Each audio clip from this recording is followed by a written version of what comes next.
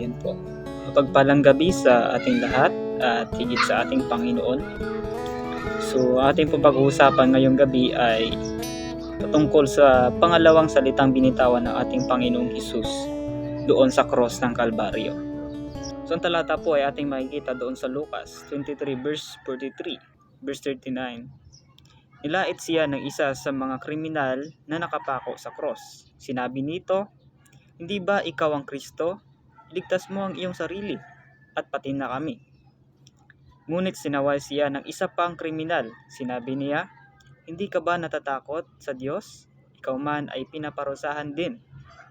Tayo'y pinaparusahan ng nararapat sa ating mga ginawa. Ngunit ang taong ito'y walang ginawang masama." At sinabi niya, "Jesus, alalahanin mo ako kapag naghahari ka na." So, ang pangalawang salita ng Panginoong Hesus ay para kanino niya po ba ito sinabi? So para mas maunawaan natin kung bakit binigkas ng ating Panginoong Hesus yung pangalawang salita na kanyang binitawan. So ito po yung verse na ating binasa po na upang hindi po tayo maligaw sa ating pinaka-teksto. So yung situation po doon, Jesus was on the cross and suffering. So yung senaryo po na ito ay nung sinabi ni Jesus yung pangalawang salita niya, ay nandoon po siya sa cross, nandoon po siya sa time na siya ay nasa kahirapan, sa pagtitiis po. Sabi doon, yet he spoke word of hope and salvation. And sa pangatlo, Jesus spoke with authority, showing that he has the power to save. Imagine po, kung si Jesus normal na tao that time, and siya ay nakapako doon sa cross, at siya po ay normal na tao lang at hindi Diyos, wala po siyang authority na sabihin yung salita na iyon. Wala po siyang power na magligtas sa atin at wala pong pag-asa. Imagine po. Pero dahil naniniwala tayo ng ating Panginoong Hesus ay Diyos at yung kanyang salita na binitawan doon ay may power, may authority na siya ay tagapagligtas at kayang magligtas ng sangkatauhan o ng tao. Amen po. The man on the cross. A criminal said, "Jesus, remember me when you come into your kingdom."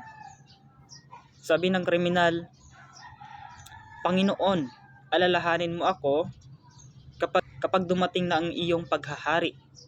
Sinabi niya po iyon at isipin niyo po yung tao na nagsabi nito. Kung hindi niya po kilala si Jesus that time, paano niya sasabihin na si Jesus walang kasalanan? And paano siya maniniwala kay Jesus na, "Lord, nawa pagdating po ng inyong paghahari, alalahanin mo ako." So ibig sabihin po, kilala ng kriminal na ito na si Jesus ay walang kasalanan that time. Si Jesus ay Diyos. Si Jesus yung tagapagligtas. So alam ng taong ito na kay Jesus yung kaligtasan. Kaya nga sinabi niya doon sa kanyang kasama na, "Hindi ka ba natatakot sa Diyos?" Sabi niya ganoon, tayo nararapat lang na tayo ay parusahan. Ngunit yung taong ito ay hindi gumawa ng masama. Kaya nga po umiling siya kay Jesus na, "Panginoon, alalahanin mo ako kapag dumating na ang iyong paghahari." Jesus responds, "Truly I tell you, today you will be with me in paradise." Hallelujah. The time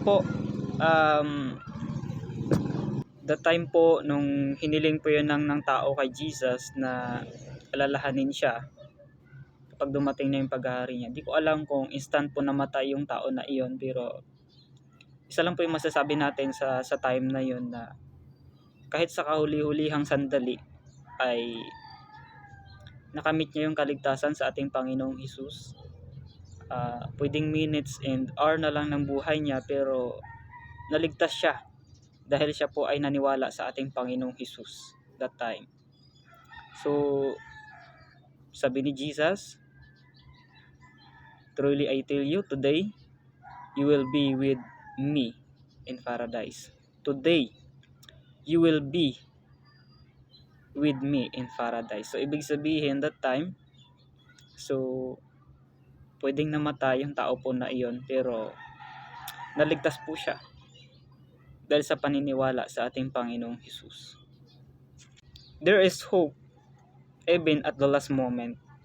Nakita natin doon sa criminal o ano man tawag po sa kanya na even his last moment po ay naligtas po siya dahil sa kanyang pananampalataya sa ating Panginoong Hesus. Amen. Imagine, maswerte pa yung mga tao na iyon na binibigyan ng chance ng Lord even last moment na ng kanilang buhay. Maswerte yung mga tao po na iyon. Pero God is so good po sa part na iyon na pwedeng seconds na lang ng buhay nila, pero naniwala sila sa ating Panginoong Hesus. Salvation by grace through faith, not works or not by works. Yung salvation po ay nakamtan po natin yung kaligtasan dahil sa biyaya ng ating Panginoong Hesus. Hindi po dahil sa ating gawa, hindi dahil sa ating kakayanan, dahil wala naman po tayong kayang gawin upang iligtas, alisin yung ating kasalanan. Maliban na lang po sa ating Panginoong Hesus. Kaya po siya doon namatay sa cross upang pagbayaran, upang palayain tayo sa kasalanan, upang siya po yung magbayad sa atin, hindi tayo. Imagine po, hindi natin pinagtrabahuhan yung kaligtasan, pero ibinigay sa atin ng Diyos ng libre. Ibinigay sa atin ng Diyos ng kusa. Yun po yung salvation. Yun po yung grace na ibinigay sa atin ng Panginoon. At isa lang po yung kondisyon doon, yung ating pananampalataya, yung ating paniniwala sa ating Panginoong Hesus. Jesus truly God and Savior. Hallelujah. So, gaya nga po ng sabi ko kanina, yung binitawan ng ating Panginoong Hesus na ngayon din isasama kita sa paraiso. That means that si Jesus, nagsasalita siya na mayroong authority na siya ang salvation. He is the Savior, and the same time He is God. Amen. Sino po ba yung pwedeng makapagligtas lamang sa tao? Walang iba po kundi yung ating Diyos. Amen, na nagbigay sa atin ng kaligtasan. Kaya that time, pinapakita ng talata na ito na si Jesus, yung ating Panginoon, si Jesus yung ating Savior, yung ating kaligtasan. Amen. Trust Jesus today. Naniwala ka ba sa ating Panginoong Hesus ngayon at sa mga panahon ngayon? Is it time to come to Him? Ito yung panahon na lumapit. Amen. Kung hindi bukas, hindi sa sunod na taon, kundi ngayon yung panahon, ngayon yung oras na lumapit tayo sa Panginoon at aniwala tayo na hindi tayo bibiguin ng Lord, ng ating Panginoong Hesus. Gaya ng sinabi niya doon sa tao, sabi niya doon sa laking makasalanan, sa kriminal, sabi niya ngayon din isasama kita sa paraiso. Hallelujah. Isipin niyo po kung gaano kabuti yung ating Panginoon. Hallelujah. Knowing Jesus. So knowing Jesus, that time, nung sinabi ng nanakaw na si Jesus walang kasalanan, and sa sinabi niya na Panginoon, isama mo ako sa iyong paghahari, or alalahanin mo ako sa iyong paghahari. That means that he know Jesus. Alam niya si Jesus. Kilala niya yung ating Panginoong Hesus that time. Kaya siya ay nag-request na, Lord, alalahanin mo ako sa pagdating ng iyong paghahari. Okay, that's yung word na sinabi niya na si Jesus hindi siya nag-commit ng kasalanan. That means alam niya, kilala niya yung ating Panginoong Hesus. Amen. Confess our sin. So may kita natin doon sa talata na inamin ng kriminal, inamin ng magnanakaw na deserve natin parusahan, sabi niya gano'n, deserve nating parusahan. Pero si Jesus, hindi siya dapat parusahan dahil wala naman siyang kinumit na sin. Wala naman siyang ginawang kasalanan. Okay po. So number 3, believe in Him as Lord and Savior. Marami po sa panahon ngayon, tinatanggap lang po si Lord as Savior, hindi po Panginoon ng kanilang buhay. Pero mali po. As long as hindi mo tinatanggap ang ating Panginoong Hesus na Panginoon ng buhay, pwede po tayong bumalik sa pagkakasala. Pero kung tinanggap po natin ang ating Panginoong Hesus as Lord and Savior, bilang Panginoon ng buhay at tagapagligtas. Hindi lang po tagapagligtas.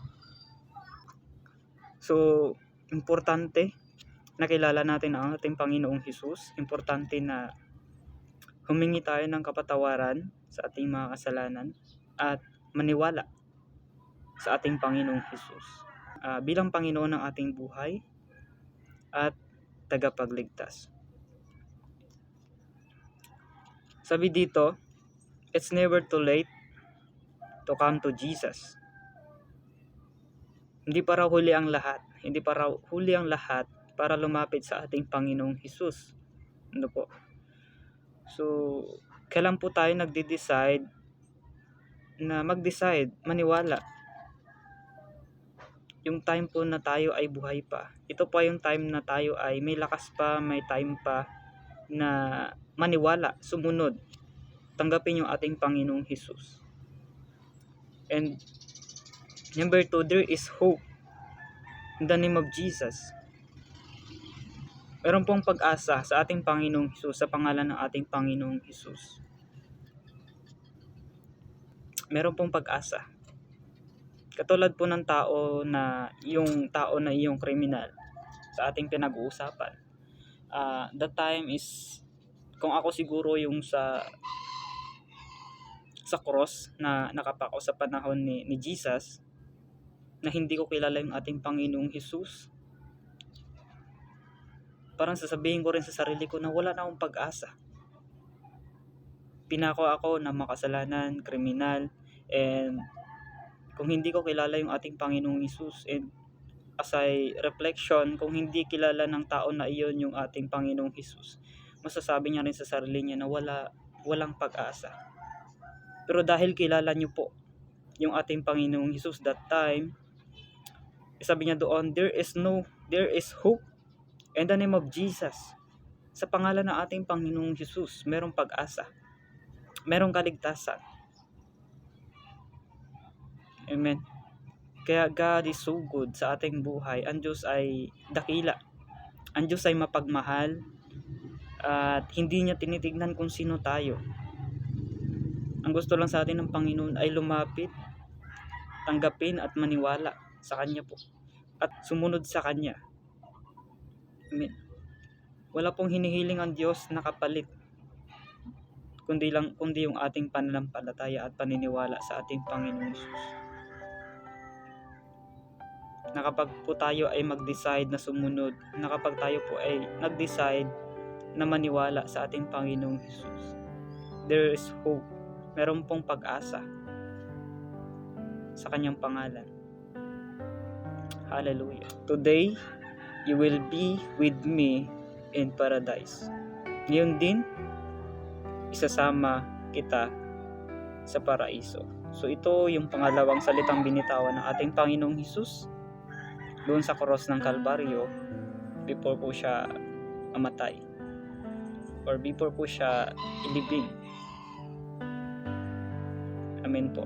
So magandang gabi sa ating lahat muli. Sa Diyos po ang pasasalamat.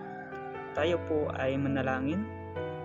Panginoong Diyos, salamat sa iyong biyaya, sa iyong pag-ibig sa pamagitan ng iyong anak na si Jesus. Dahil sa Kanya, Panginoon, kami po ay iyong iniligtas, kami po ay iyong pinalaya sa pagkaadipin sa kasalanan. Panginoon, patuloy po kaming tulungan na sumunod sa iyong kalooban. Sa pamagitan ng iyong Santong Espiritu, mamuhay kami ng may kapanalan at may takot sa iyo, Panginoon. At tanggapin ka bilang Panginoon ng aming buhay at tagapagligtas. Kaya't Panginoon, niling po namin sa gabing ito, ang iyong pangunguna. Tulungan kami sa lahat ng aming kahinaan, maging sa aming buhay po, Panginoon, at tulungan mamuhay ng may kabanalan. At Lord, sa gabing ito, patuloy kami nagpapasalamat sa iyong mensahe, sa iyong dakilang pag-ibig sa amin, Panginoon. Purihin ka, sa iyo po ang pasasalamat, sa tanging pangalan na iyong butong na anak ni Jesus. Amen. To God be all the glory. God bless.